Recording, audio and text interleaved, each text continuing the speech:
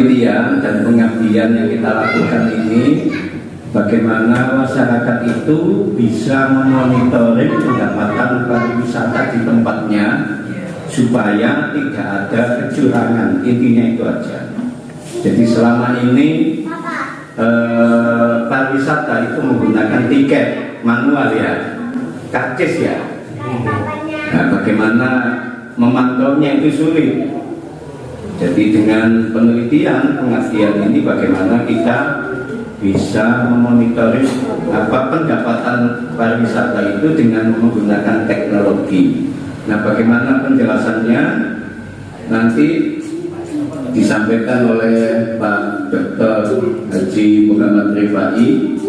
Kemudian untuk demonya akan disampaikan oleh Pak Dr. Ahmad Rifai. Waktu dan tempat kami persilakan. Assalamualaikum warahmatullahi wabarakatuh. Yang terhormat Ketua, kemudian Dewan Penasihat atau Dewan Pembina Yayasan Nurul Falah Al-Ghazali beserta jajaran, kemudian Bapak Ibu semuanya yang hadir di forum yang Bapak Ibu yang berbahagia, mohon izin untuk mengantarkan materi yang disampaikan oleh Pak Haji Sotik, Pak Dr. Muhammad Sotik, dan apa yang akan didemonstrasikan atau diaplikasikan oleh Bapak Ahmad Teguh Wibowo. Jadi yang disinggung-singgung oleh tadi, yang pertama berkaitan dengan pemberdayaan masyarakat Lumajang berbasis teknologi IoT untuk memonitoring pemasukan pendapatan daerah pada sektor pariwisata dengan menggunakan metode CBBR. Untuk IoT sama CBBR-nya nanti akan didetailkan oleh Mas Teguh di waktu demonstrasi. Dan pada kesempatan kali ini saya hanya akan menyampaikan mengapa hari ini kita membicarakan ini. Bahwasanya ini berangkat dari pemahaman bersama Kabupaten Lumajang itu memiliki potensi yang cukup besar pada sektor pariwisata. Meskipun dari potensi yang cukup besar itu belum sepenuhnya bisa dieksploitasi secara optimal. Dan dengan keberadaan IoT dan CBBR ini harapannya di potensi-potensi yang ada di Kabupaten Lumajang itu bisa dieksploitasi atau bisa dimanfaatkan sebaik mungkin, khususnya untuk warga masyarakat Lumajang dan umumnya untuk seluruh warga yang ada di Jawa Timur ini. Dikarenakan sebaik apapun sebuah potensi itu ketika tidak dikelola secara maksimal, tentu juga akan memberikan kebermanfaatan yang kurang maksimal.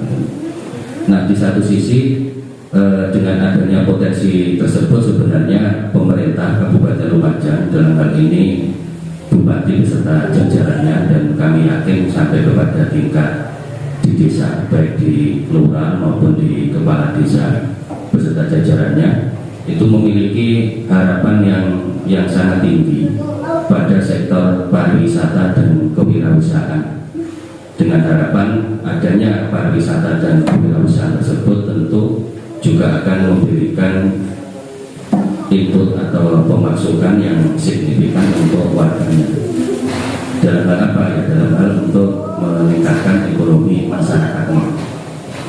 Dan tentu ketika berbicara hal ini, tidak ada warga masyarakat itu yang berharap tingkat ekonominya itu meningkat. Yang berharap tingkat ekonominya tidak meningkat. Akan tetapi semuanya selalu berharap ada banyak perbaikan, ada banyak perubahan yang dimaksud adalah perubahan yang lebih baik, khususnya dalam hal ekonomi. Kemudian yang berikutnya Bapak Ibu, nah untuk mendukung perekonomian yang ada di Lumajang ini, maka kami yang dari Surabaya pada kesempatan kali ini akan mengenalkan IoT kepada masyarakat dengan menggunakan CBBR, di mana ini modelnya karena kami adalah berangkat dari perguruan tinggi, kami juga akademisi, maka tentu yang akan kita lakukan adalah dalam model edukasi. Dan ditambah lagi untuk kesempurnaan itu, pelaksanaan sosialisasi ini juga dilakukan di lembaga pendidikan. Jadi nyambung, kita berangkat sama-sama dari lembaga pendidikan untuk kebaikan seluruh warga masyarakat tanpa memandang latar belakangnya, apakah orang tersebut aktivis pendidikan maupun aktivis-aktivis yang lainnya. Kemudian Bapak Ibu semuanya, terkait sosialisasi ini, itu harapannya dari kami itu juga merupakan wujud dari Tridharma. Sedangkan dari untuk masyarakat, tentu hal ini kita untuk menyampaikan atau mencoba mengedukasi tentang melek teknologi, meskipun Lumajang ini relatif lebih jauh ke titik nolnya Jawa Timur yang ada di Surabaya, tetapi harapannya meskipun di sini ada jarak, itu tidak pernah mengurangi kebutuhan apapun, karena dengan teknologi kita bisa menggunakan dan memanfaatkan banyak hal, sehingga meskipun jauh dari titik nol Jawa Timur, itu tidak kalah dengan ada yang berada di sekitar Jawa Timur. Di satu sisi, ketika nanti warga masyarakat, khususnya panjenengan yang ada di sini, itu memahami tentang teknologi ini atau aplikasi ini, maka panjenengan itu bisa melakukan monitoring pendapatan daerah. Sebenarnya daerah itu atau Pemda Kabupaten Lumajang itu dalam sektor pariwisatanya itu mendapatkan pemasukan berapa. Nah, ketika nanti mengetahui nilai-nilai angka kasar itu, harapannya juga bisa untuk membantu untuk penataan atau aplikasinya dari dana tersebut itu diperuntukkan atau digunakan untuk apa. Dan di satu sisi, selain nanti bisa digunakan untuk memonitoring pendapatan daerah, di satu sisi harapannya sebagaimana yang awal tadi, warga masyarakat Lumajang itu melek dengan teknologi, melek dengan pengetahuan, kemudian melek dengan model-model aplikasi yang seperti ini. Nah, jadi kami di sini berharap mengajak panjenengan semuanya untuk bisa memahami ini. Kemudian di satu sisi dari pemahaman ini kita bisa mengetahui banyak hal, khususnya dalam sektor pariwisata, sehingga dari pariwisata itu harapannya juga dapat memberikan kebermanfaatan untuk kita semuanya, khususnya untuk warga Lumajang atau warga yang ada di sekitar lembaga pendidikan ini. Mungkin itu sebagai pengantar pada kesempatan siang hari ini. Dan untuk teknis praktisnya atau demonstrasi aplikasi Bapak Ibu, bukan demo turun ke jalan, biar tidak salah, demonstrasi seperti demonstrasi memasak, tetapi hari ini kita tidak memasak. Mungkin itu sebagai pengantar pada kesempatan kali ini. Dan untuk waktu selanjutnya langsung saja saya serahkan kepada Bapak Ahmad Teguh Wibowo untuk memberikan penjelasan terkait teknologi yang dimaksudkan sejak awal tadi. Terima kasih. Wassalamualaikum warahmatullahi wabarakatuh.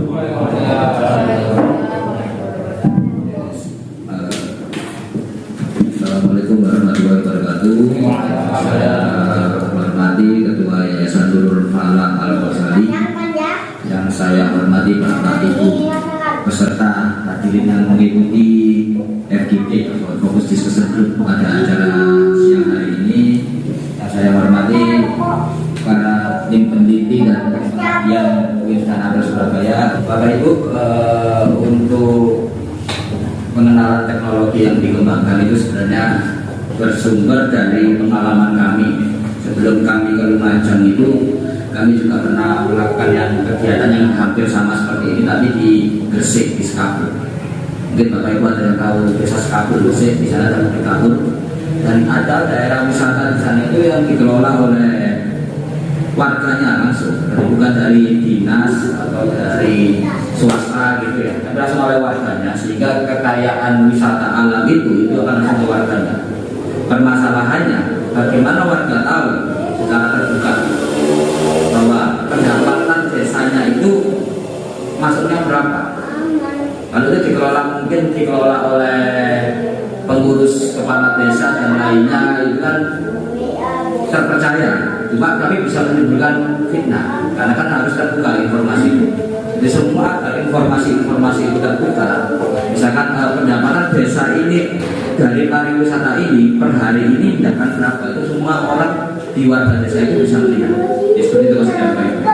Nah, konsep pertama kenapa kita menggunakan IoT, karena kalau kita menggunakan manual ya, mungkin seperti karcis dan lainnya itu kan kerja dua kali. Hanya kita memberikan karcis, orang yang bayar, kita tulis, kita entry ke dalam sistem. Ini kerja dua kali. Dan bagaimana dan kita menghapus proses memberikan karcis dan lainnya, kita langsung aja pakai IoT. Jadi seperti ini mungkin di sini aplikasi yang kami kembangkan itu berbasis mobile. Yang pertama Android ya, bukan iOS, kami menggunakan Android. Dan nomor dua pengawasannya via website. Bagaimana untuk yang nomor tiganya kita juga membuat desktopnya. Itu misalkan seperti ini, mulai di sini.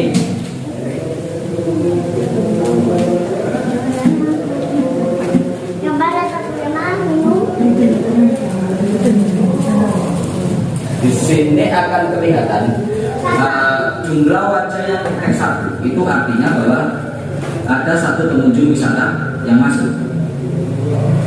Satu pengunjung wisata yang masuk. Karena ini saya demonya ini berhubung bukan saya belum bisa sama ya, tapi kami sudah ada MOU dengan beberapa yang di Malang, di Jatim Park seperti itu. Dan misalkan gini, misalkan saya demokan lagi, kalau misalkan kita menggunakan dua wajah.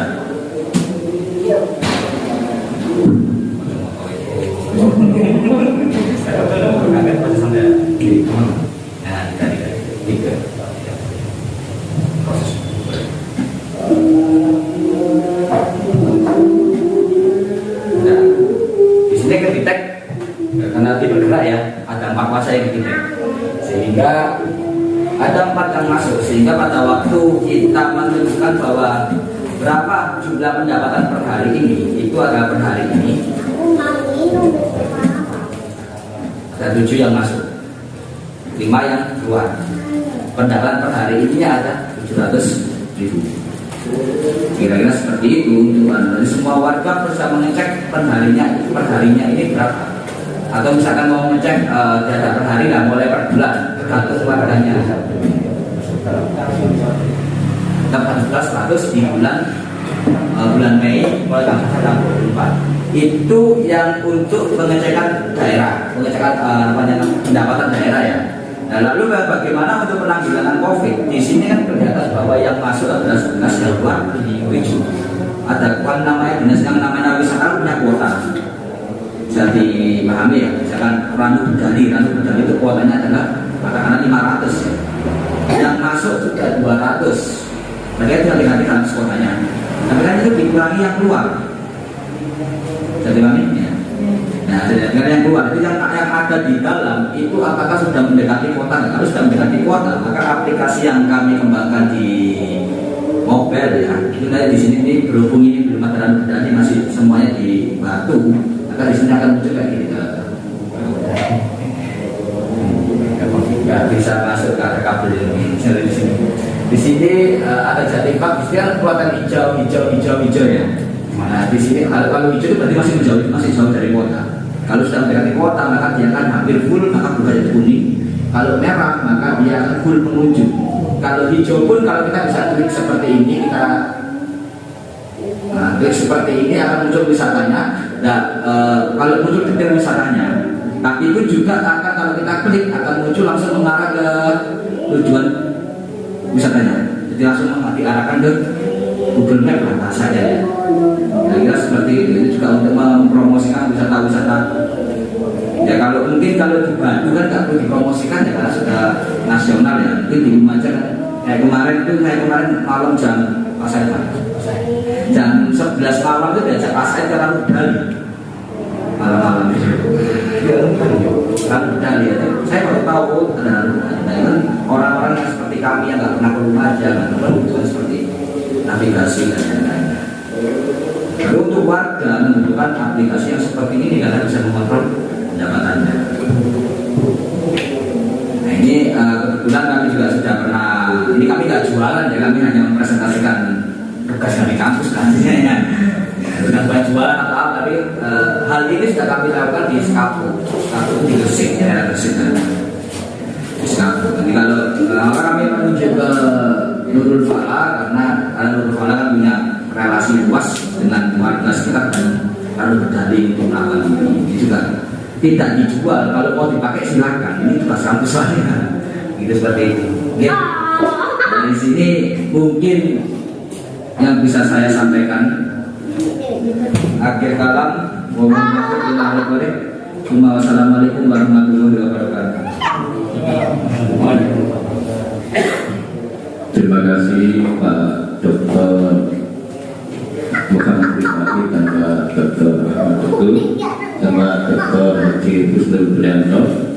Kita menginginkan bahwa pariwisata itu tidak manual lagi pakai karcis, tapi setiap pengunjung kalau bisa menatap wajahnya ke situ sudah ketahuan. Kalau main karcis bisa dimanipulasi karcisnya, tapi kalau dengan menatap wajah sudah ketahuan. Oh, pengunjungnya 1000 orang, penghasilannya begitu. Kalau karcis tidak bisa, karena karcis bisa dicetak ulang, bahkan bisa dijual lagi. Dia nggak dirobek tapi dijual. Intinya hanya itu aja. Semoga penelitian dan pengabdian ini sangat bermanfaat karena Bapak Ibu sekalian, termasuk golongan jihad fisabilillah. Amin. Demikian dari kami tim Sunan Ampel Surabaya. Wallahul muwaffiq ila aqwamit thoriq. Assalamualaikum warahmatullahi wabarakatuh.